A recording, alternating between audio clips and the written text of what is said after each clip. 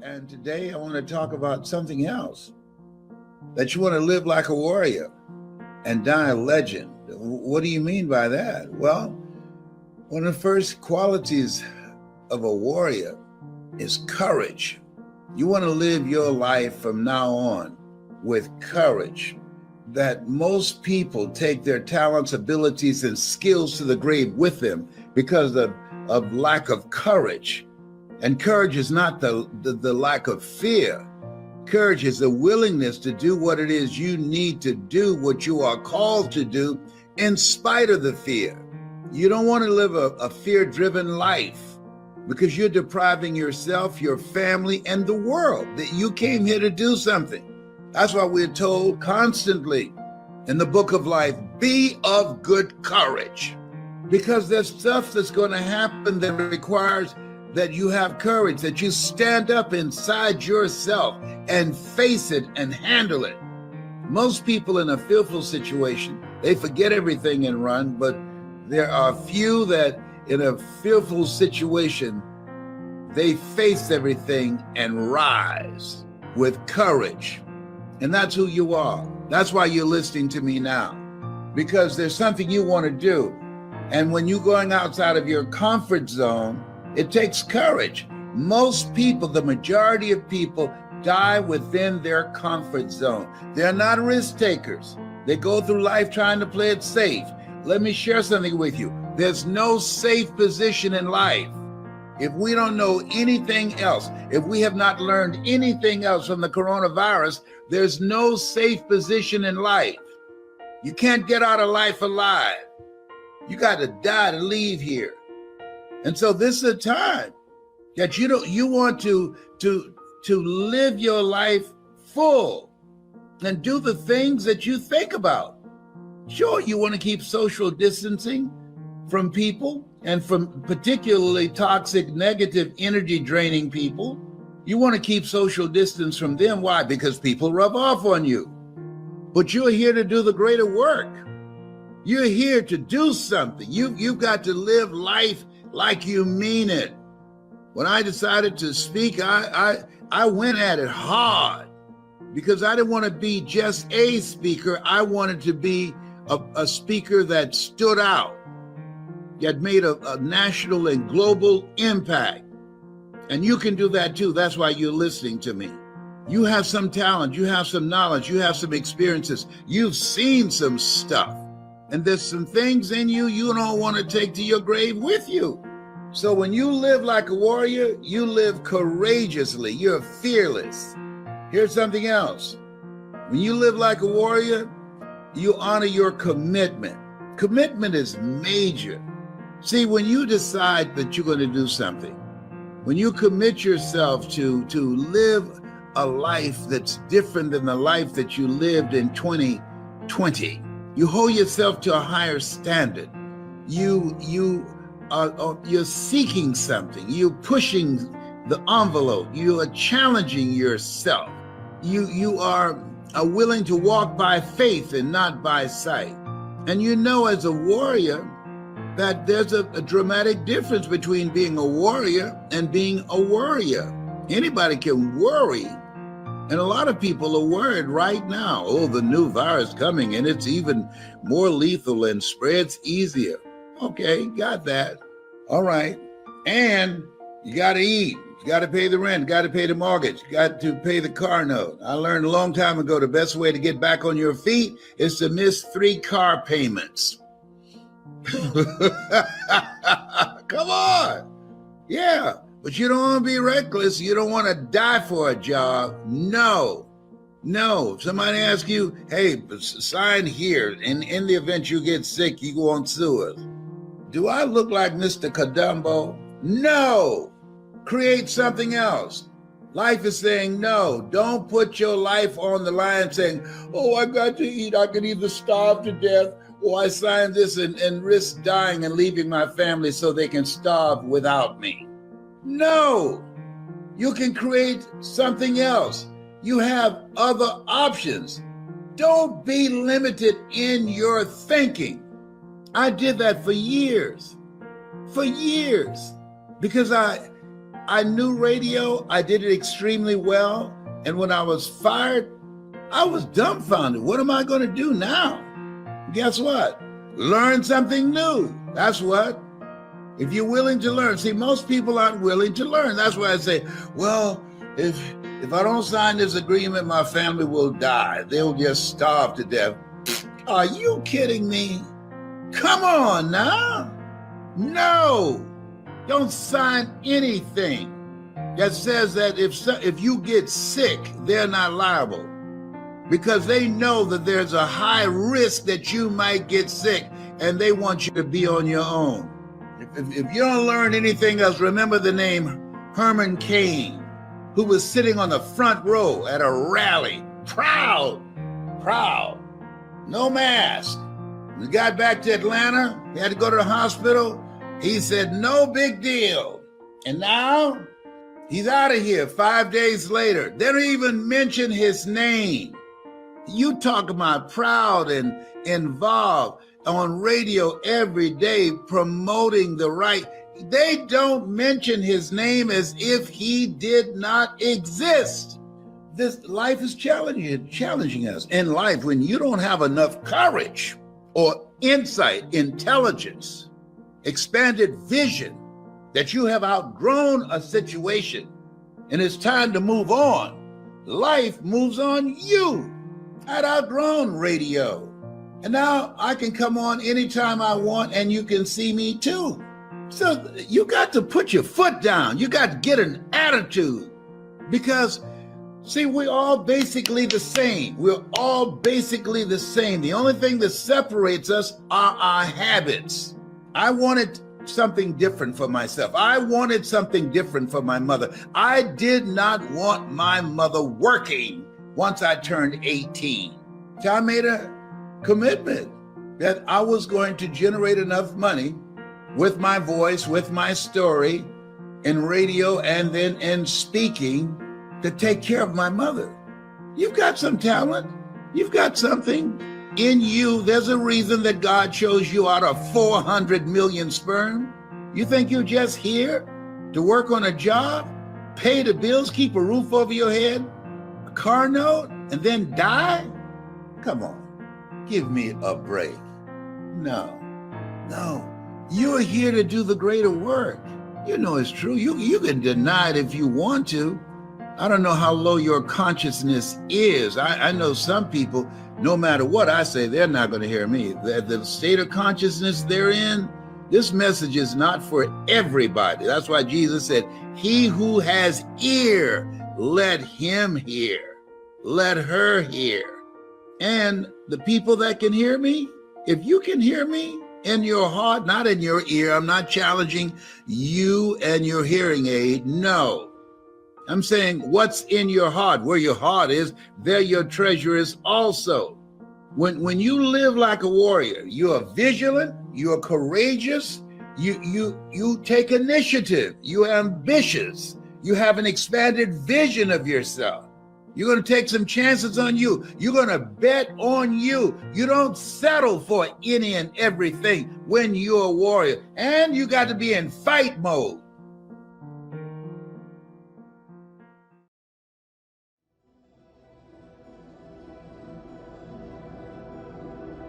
You are what you think. So you start the day off as this grateful creature, this grateful soul, this grateful person. You start your day off as grateful, and it just spirals throughout your day, and it puts you in a great mood. Try it. I truly believe that thoughts are the greatest vehicle to change, power, and success in the world. Everything begins with thoughts. Who is renting space in your mind? Who are you giving your thought life access to? I mean, why in the world would we be talking about what we might be thinking about? Because nobody really realizes this, but the mind is the battleground. You know, whatever you think about in abundance is most likely what you're going to see in your life. And there are all types of things battling for your thoughts. Because as a man thinketh, then in his heart so is he. The progression is affect your thinking first and then get it in your heart and then you become that. And I'll start it off with your thinking. You're in fear. Well, what you're thinking about. You're angry, then what you're thinking about. You're depressed. Well, what you're thinking about. Peace or worry can be a result of what you've been thinking about, what you've been giving your attention to, what you've been considering. It's hard to defend yourself when the murmuring of the voice of accusation is stronger on the inside than the voice of all the critics on the outside. Guilt is not just about what others are saying about you. It is what you are saying about yourself. It is the condemnation that comes upon you. It is the struggle that lives down inside of you that you say, what was I thinking? Have you ever looked back at something and you just wonder, what was I on to do that? What happened? Did somebody put something in my coke? What happened that I went that far? See, this is one of the things that we do with guilt because it is such a heavy burden to carry. It's a heavy burden because it can only exist in places where you care.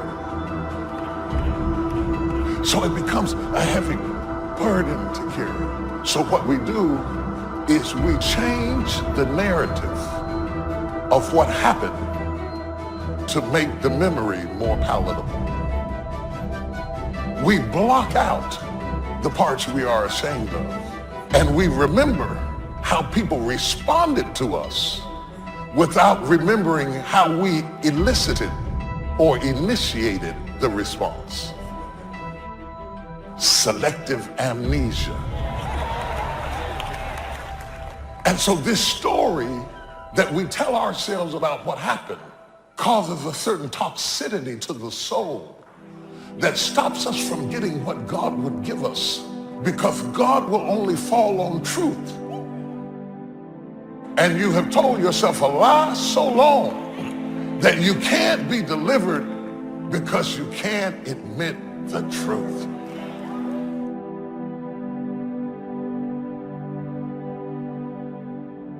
It's time for us to move. So get your joy, get your smile, and pack your bags, because we're leaving depression. We're leaving the fear. We're leaving sadness and the questions, and we're stepping into the fullness of who we were called to be. What happened earlier this week? And it only took 15 minutes, but you can't get it out of your thought life, and it's shaping you. It's messing up your access to wisdom, and it's hindering your happiness and your joy, and you can't live the life that God wants you to live because you're occupied with the last thing that you've been thinking about, and it's become abundant in your mindset. And your mindset determines really where you're going to go. And you got to be careful, and it's a real thin line between what you're going through emotionally and what's happening spiritually. And sometimes you're thinking something wrong between you and God, and it's just an emotional mindset that's been created by how much attention you've given a thing. You're still making progress, but you might not feel like it because you've given attention to that other thing.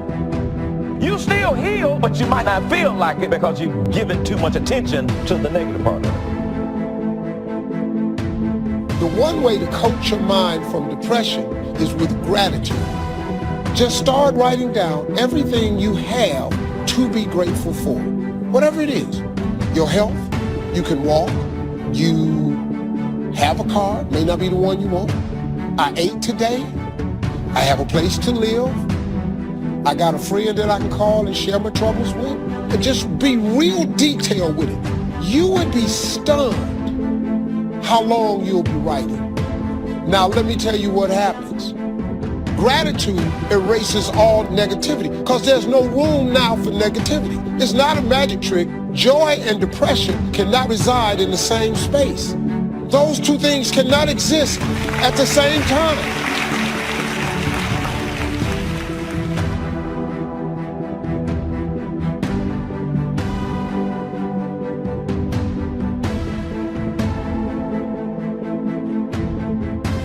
Say thank you.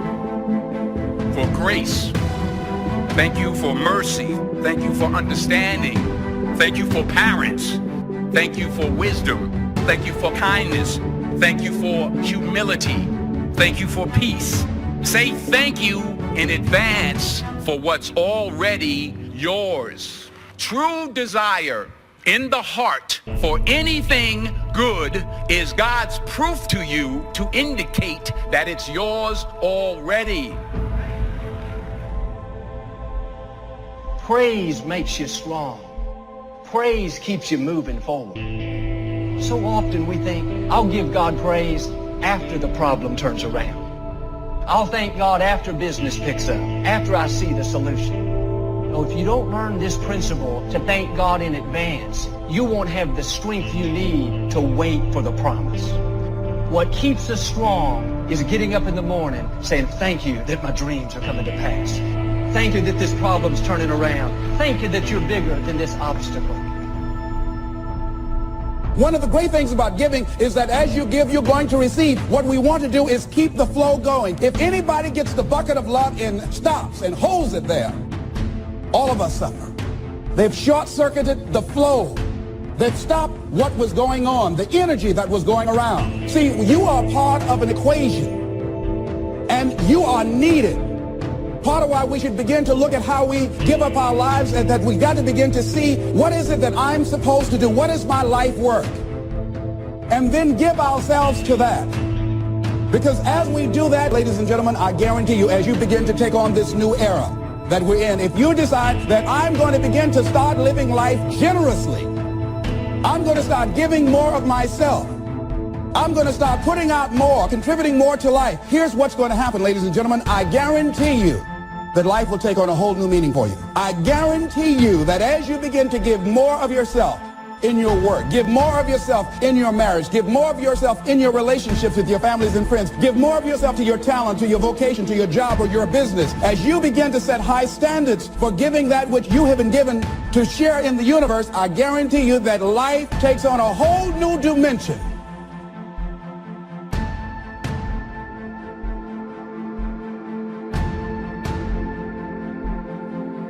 Life is worthwhile if you learn. You gotta know, you gotta have the information. Get the information while you're here, right? There's nothing worse than being stupid. So jot this down now, as I used in my notes. What you don't know will hurt you. Ignorance is not bliss. Ignorance is tragedy. Ignorance is illness. Ignorance is devastation. Ignorance is going broke. Ignorance creates a poor life. So you gotta know, you gotta have the information. Number one, learn from your personal experience. One way to learn to do it right is first mess it up and do it wrong. That doesn't mean it's the end of your life, but just, clean up the mess, now do it right. From a negative experience, sometimes we learn to do the positive things that saves our life and makes us successful. They say, if you survive your first heart attack, you may now live to be a very old person. Why is that? That first heart attack was a wake-up call. And then maybe the doctor said, another one of these and your history. And you say, wow. And you make it for the health food store. And you start reading every book you can read on health and nutrition. And you start doing the push-ups and you start jogging on the beach and doing all the stuff. And all of that change now could very well help you to live a long, long life, having been alerted in an alarm system that serves you well. So learn from your negative as well as your positive experiences. Here's the next, learn from other people's experiences. That's how you get smarter in a shorter period of time. Somebody that's been through it for 5 years and they wrote a book, and the book, if you read it, could save you 5 years, cost $30. You can't miss that kind of education. Best to get the information before. Yes, we can recover. Yes, we can come back, from the grave, practically.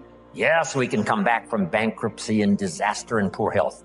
But wow, if we had the information up front that would save us some of those years of disaster, how much better that would be. So learn from other people's experiences, both negative and positive. If a guy's messed up his life for 40 years, you just have to say, John, would you spend a day with me?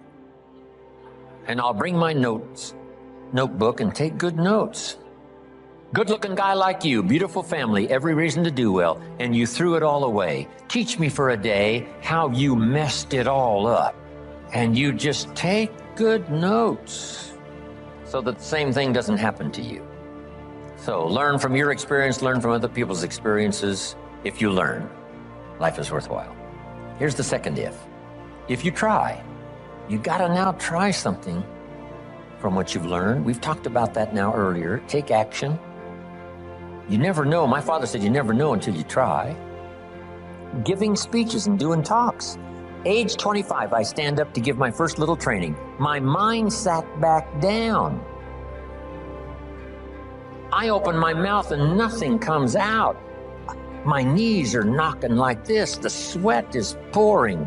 It's called terror, in case you haven't tried it, right? But I got through it somehow. It was so bad, if I hadn't have been doing the class, I'd have gone home, right? It was bad, but I got through it. And then I did it again. You know, I didn't know if I should even try again. But sure enough, I had the kind of mentor and the kind of teacher who said, hey, that's nothing. You know, what if you go up to bat and you strike out? Does that mean it's over? I said, no, it's not over. It's just over for one time up at bat. Then another time and another time. Pretty soon you connect. And pretty soon you get good enough to do well. And then pretty soon you get good enough to win the game. And then pretty soon you get good enough to take home the trophy. So you just keep trying. The third if that makes life worthwhile is if you stay. You've got to hang in there. Some people plant in the spring and leave in the summer. When it gets a little hot and a little uncomfortable, and it looks like the weeds are winning, and it looks like the bugs are having a feast, and you have a tendency to say, hey, I've had it with this. But the key is, if you want the harvest in the fall at harvest time, you've got to stay through the summer. Even if the harvest doesn't turn out to be good, you just see it through, and then use that experience to do better planting in the spring come the next turnaround of seasons. So stay in there. If you're going to play the game, you got to stay until it's over. What if the team was, you were on the team and you guys were behind and you said, hey, we're so far behind, we're out of here. And you all walked off the court, right? We would run you out of town, probably. We wouldn't own you as the home team. Say, I'm behind, so I'm out of here. No, you stay until what? It's over. We're not talking about a lifetime now. We're just talking about this game. If you're in it, stay till it's over. If you sign up for the game, you don't have to go to every game. But the one you sign up, you stay, right? You don't have to do everything every time, but when you start it, see it through. See the seasons through. Then you don't have to plant anymore if you don't want to. But when you do sign up, go the distance. Life is worthwhile if you stay. Hang in there. Next, life is worthwhile if you care. And for my little talk for the service clubs, here's how I wound it up. If you care at all, you'll get some results. If you care enough, you can get extraordinary results. If you just care at all, you'll get some. But if you really cultivate your caring character and care enough, you can have such extraordinary returns from productivity, activity, things you're doing underway. Have something good to say. Here's the next one. Now we must learn to say it well. Once you've got something, now you can't mumble, right? It's got to be clear, or no matter how good the message is that you've got to deliver, how good the instructions, how good the ideas, no matter how good they are, if you don't deliver them well, now the power is lost and the opportunity is lost. So number one is to have something good to say, and number two is to say it well. Here's what'll help you to say it well. Make this list. Number one, sincerity. If a message is delivered with sincerity, see, that makes all the difference. If the speaker is sincere, if the father is sincere, if the mother is sincere, see, that's captivating for the children. If the friend is sincere, even covering a delicate subject for us of some changes we probably should make, if they're sincere, see, we will give them room. Perhaps to get on our case if we know they're sincere, not just trying to criticize for criticizing's sake. If your sincerity, I'm telling you, that wins the day. Here's what can really be accomplished. Hopefully, like this weekend here, someone sincerely willing to speak and someone sincerely willing to listen. Now, in terms of lecture, book, seminar, and all the rest, we must come to this conclusion, because it's a wise conclusion, that sincerity is not a test of truth. In your study and evaluating everything, just make sure you have that in the back of your mind. Sincerity is not a test of truth. We must not make the mistake of saying, he must be right. He's so sincere. See, that might be a mistake. Why is that? Here's why. It's possible to be sincerely wrong. So sincerity is not a test of truth. Here's the only test of truth. Truth. Truth is the only test of truth, not sincerity. We hope someone will be both truthful and sincere, but we don't mistake sincerity for truth. Here's next. Repetition. To get better at something, you just have to go do it. Go do it. Accept every opportunity to go make a little talk if that's going to be your business. Get better at talking to your kids. Come up with more illustrations. Come up with more ideas. Read an extra book, how to communicate with teenagers. So you'll have something a little better to say. And then just practice it. Get good at it. Get better at it. Right? I was clumsy when I started. Now the words flow a little easier. I still struggle with the language, trying to make it clear, but it's easier now. Repetition has helped me to do that. Here's what's next. In good communication, saying it well, brevity. Right? Don't take too long to say it if you can say it in shorter sentences and shorter time. One way to learn brevity is to talk to kids. You talk to kids for 30 seconds and they say, how long is this gonna take? It's already too long, right? 30 seconds. I mean, they got games to play and things to do. They can't hang around for, an hour's discourse. So talk to kids. It helps you to make it more brief. The storyteller tells us Jesus wandered around the countryside in putting his 12 together. And as he wandered around the countryside, every once in a while, he would say, you follow me. See, that's short. Why could he be so brief and so short with that simple appeal? Jot this down now. Probably for who he was, not just for what he said, but for who he was. There was something about him when he said, you follow me. See, probably his reputation, probably his manner, probably with how he said it, irresistible.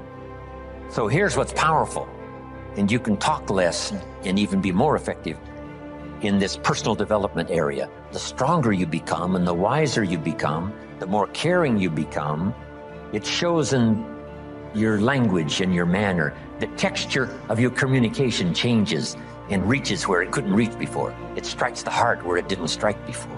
That's the key here. Next, style. Now you've got to develop your own style. You can be a student of style. There's about a dozen people that I know over the years that if you knew those dozen, you'd say, hey, a little bit of each of them appears in Jim Rohn's style, which is probably true. Not copying any one person, but I like the way the person said it this way. I like the person's gestures, because I used to be a little too stiff without, gestures. So make this note, it's not just what you say, it's how you say it.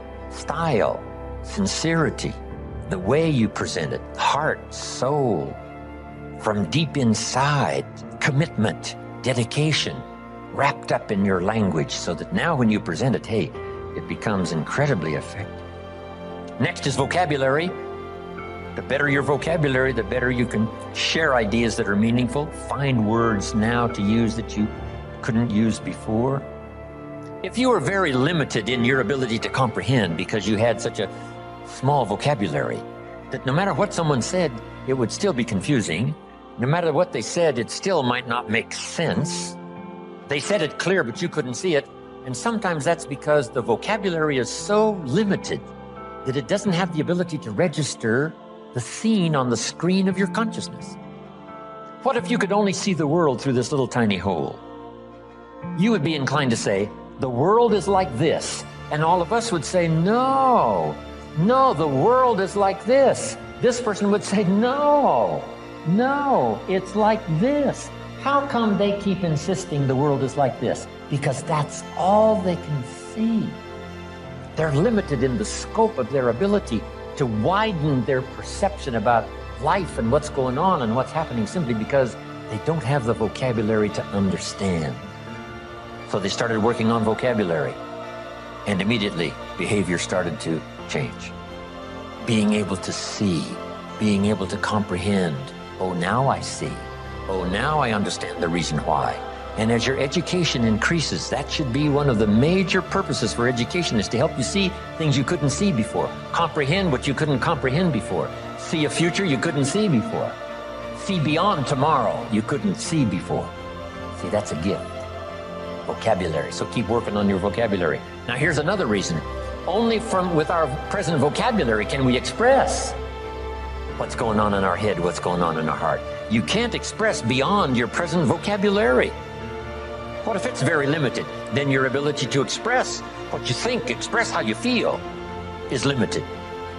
So by a very restricted vocabulary, if you can't understand very well, and if you can't express very well, then your world becomes very, very small. So jot this down.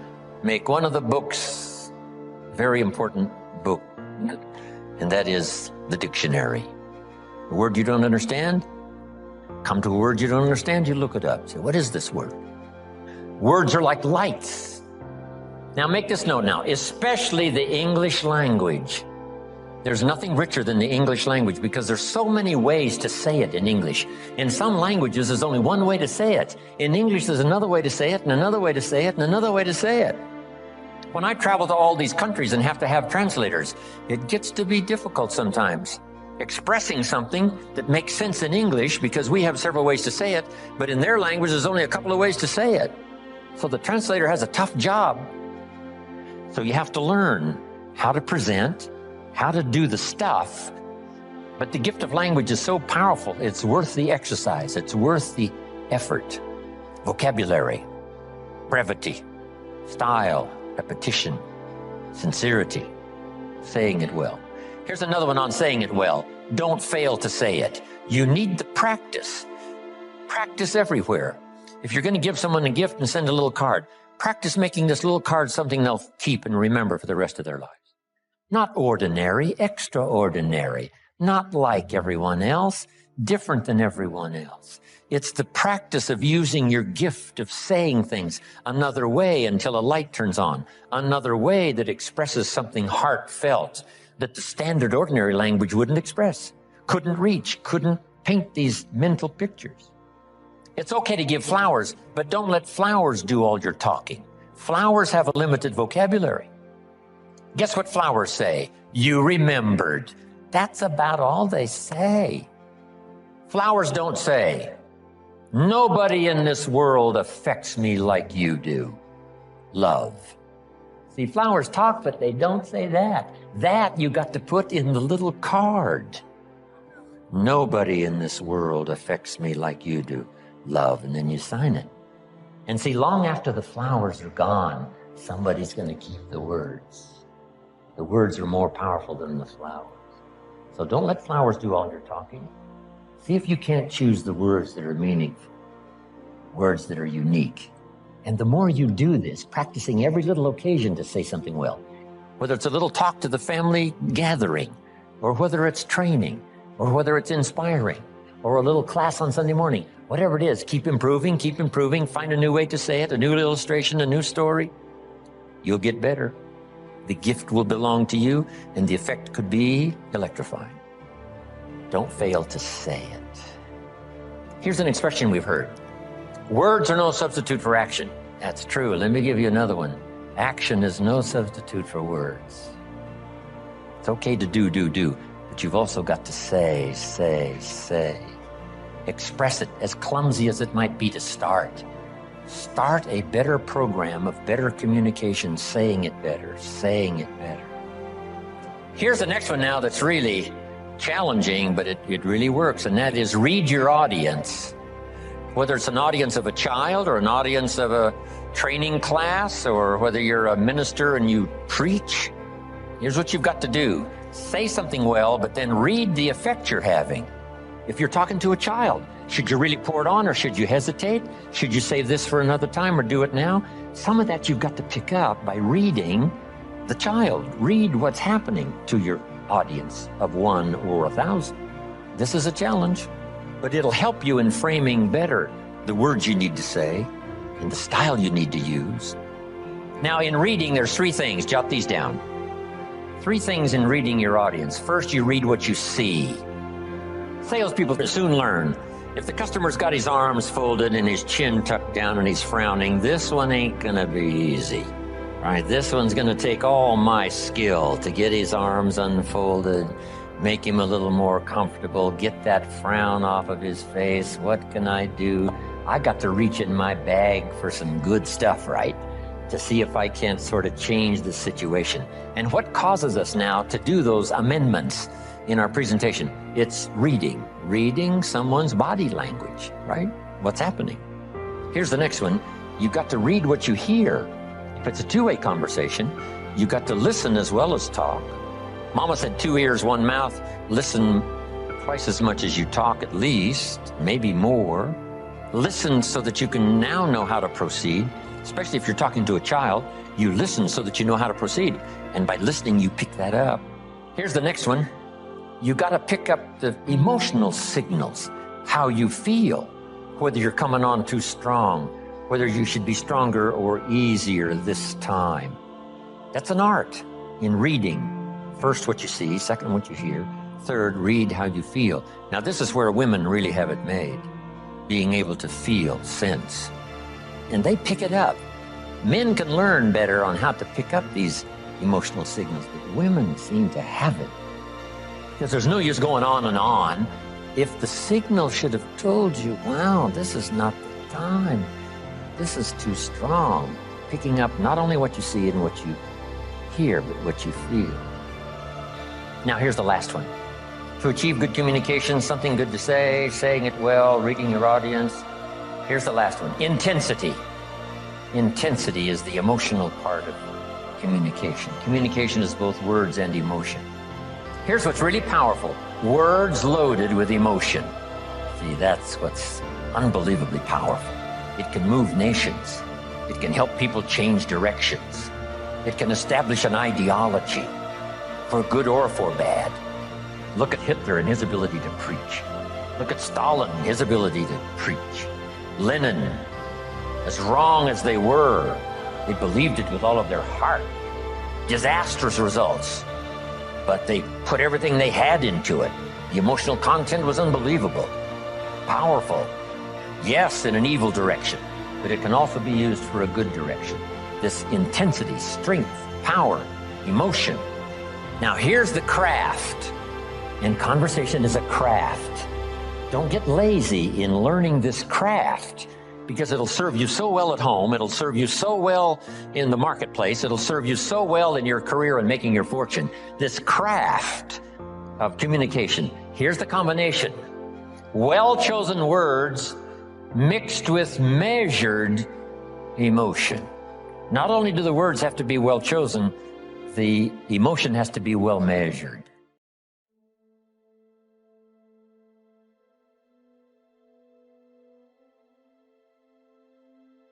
Now, this is really important. That field of toxicity, that field of hurt, that old pain, that old anger, that old frustration from all the things that you've experienced in a human life that hurt you. It's invisible. And yet the people around you are feeling it. It's creating self-sabotage because your psychology is saying go out and be legendary, and yet this invisible field of hurt is saying I'm sad, I'm angry, I'm not enough. There's all this self-hatred. And so this is the missing link to personal transformation, because we get it intellectually in terms of our mindset. We know what we need to do to be exponentially creative, productive, elite performers, to have lives full of prosperity, but we get it in the head and we miss it in the heart, because society does not teach us how to purify our heart sets. And so what I wanted to do, and let me just quickly say, the third interior empire is your health set. And of course that's important, because energy and vitality is necessary for world class. heart set. So I want to offer you a primary principle to start the work or continue the work if you're already doing it on your heart set. And this has helped me tremendously. It's helped me shift from being a machine in the world, endlessly creative, endlessly productive, endlessly focusing on my high value targets, endlessly achieving, to being much more of a human being. Someone who sees his work as his craft, someone who sees himself much more of an artist than an exponential producer, someone who understands that real creativity, real productivity, living a real life is a series of seasons. I was running on the treadmill the other day and I was looking out at a forest and I thought, the trees do not resist the seasons. The trees do not tell you, oh, it's winter time. I don't like this. I need to be in the summer. The trees just roll with what is. And what I'm suggesting to you is as you start to purify your heart set, you become much braver in terms of feeling the cycles of creativity and the natural order of life. Conditions for what you want to achieve. You want to build a big life. You want to build, a big business. You want to become more physically fit. You want to build better relationships. You're here to learn how to be better. And to be better, you have to first realize something that is paramount to long-term success in life. And it's this: conditions will never be perfect, ever. Okay. And a lot of people, me included, for a long time, sat around and waited for the stars to align or the sea to part or for everything to be perfect for me to just go. And if it wasn't perfect, I'd come up with a justification, right? For example, I'm using my fitness as an example for you guys. When I was 350 pounds and completely unhealthy, not training, not doing my workouts, I would, tell myself, I'd look outside and I'd see, that it wasn't, 70 degrees and sunny. And I would come up with this little story about how it's cold and I'll start tomorrow. Or if it was raining, dude, you know what? I'll just do some sit-ups and push-ups, knowing damn well that the sit-ups and push-ups isn't what the fuck I needed to do. I needed to get my fat ass out on the road and fucking move. Okay? What I'm talking about here is justifying our lack of action based upon the external circumstances. And this is something that every single one of you listening, if you understand and if you accept and just say, this is the way it is, your life will get exponentially easier for you to win. All right. So you have to understand that when you look outside or you look at whatever it is with your business or you look at whatever it is with your relationship, whatever these things are that you're trying to do, there are going to be wave after wave after wave after wave of inconvenient shit that hits you in the motherfucking face. All right. That doesn't matter. People who win regardless of those waves. It's not that they don't have those waves. It's that they say, hey, I can't control what the fuck is going on. All I control is what I decide in my mind and the actions I take. Some days are going to be harder than others. Some days are going to be a little easier than others. But I can promise you one fucking thing for sure. There will never, ever, ever be a day that goes exactly as you want it to go. It doesn't exist. So with that being said, if you're going to wait around for perfect circumstances, how can you ever accomplish anything? See, in life, there are always two voices vying for your attention: the voice of faith and the voice of defeat. You'll hear a voice saying, like I did, problem's too big. It's not going to work out. Just accept it. You'll be tempted to worry, to be negative, to complain. But if you listen carefully, you'll hear another voice, the voice of faith, saying God has a way. Favor is coming. Healing is coming. Breakthroughs are coming. One voice will tell you, you've reached your limits. You've gone as far as you can. You don't have what it takes. The other voice, You are well able. You can do all things through Christ. Your best days are still in front of you. Now here's the beauty. You get to choose which voice comes to life. The way you do it is by what you speak. When you verbalize that thought, you're giving it the right to come to pass. If you go around saying, the problem's too big, I'll never get well, you are agreeing with the wrong voice. You've got to get in agreement with God. The other voice may seem louder, but you can override it. You can take away all of its power by choosing the voice of faith. Maybe you're going to a job interview. One voice will tell you, you're not going to get it. You're wasting your time. These people are not going to like you. Another voice will say, you have the favor of God. You're blessed. You're confident. You have what it takes. But if you get up that morning and tell your spouse, I don't think I'm going to get this job. They're not going to like me. I'm not qualified. There's no use even going. You're being trapped by your words. You have to dig your heels in and say, I am not giving life to any more defeat. I am not speaking lack. I'm not speaking sickness. I'm not speaking mediocrity, not enough. I'm going to choose the voice of faith. It says I'm strong, I'm healthy, I'm blessed, I'm favored. I am a victor, not a victim. This is what David did. When he faced Goliath, it looked impossible.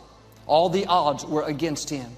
If he would have verbalized his negative thoughts, that would have kept him from his destiny.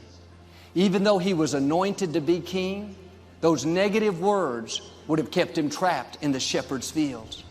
He could have easily gone around saying, well, I know I'm supposed to face Goliath, but look at him. He's twice my size. He's got more experience, more equipment, more talent. I don't see how this is ever going to work out. You can talk yourself out of your destiny. Negative words can keep you from becoming who you were created to be. Don't fall into that trap. Quit calling in defeat. Quit talking about how it's not going to happen. You can pray in faith. Ask God to turn it around, to do the impossible.